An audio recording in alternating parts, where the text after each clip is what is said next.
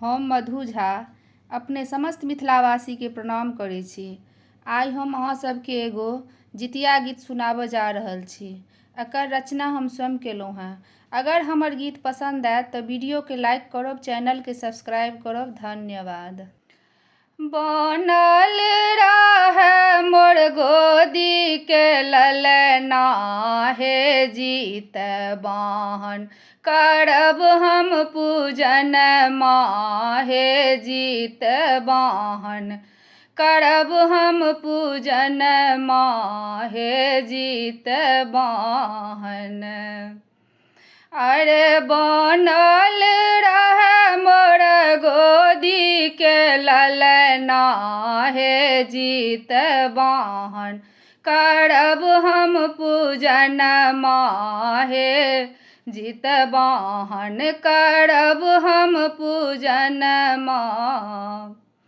हे जाधरी माई के प्राण जे रहतै, जाधरी माई के प्राण जे रहतै, निर्जल रही उपवास जे करतै, निर्जल रही उपवास जे करतै।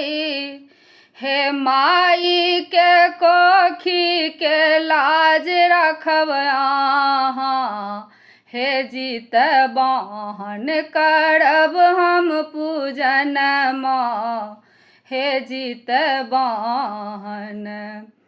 हे माई के कोखी के लाज रखब अहाँ, हे जितवाहन करब हम पूजन माँ, हे जितवाहन।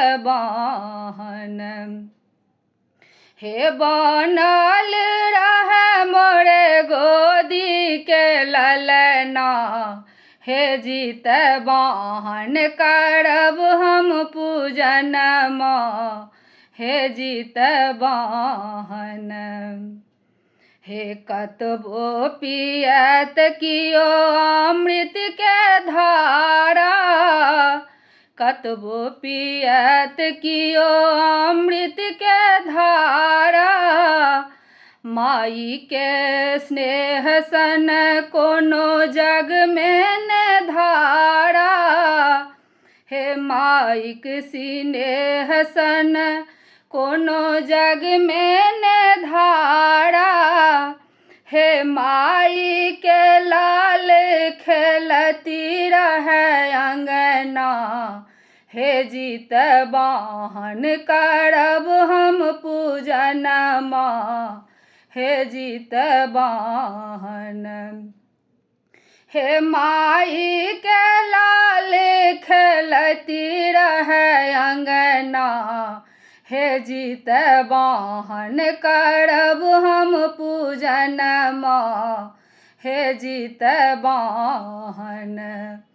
हे बनल रहे मोरे गोदी के ललना, हे जितवाहन करब हम पूजन माँ, हे जितवाहन।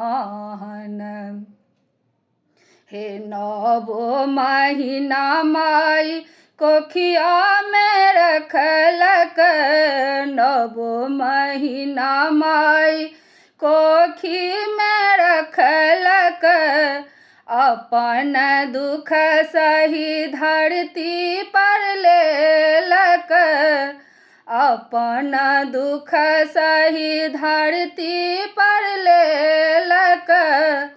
भूखल प्यासल में जितिया जे केलक, भूखल प्यासल में जितिया जे केलक, निर्जल रही उपवास जे केलक, निर्जल रही जितवाहन के पूजलक।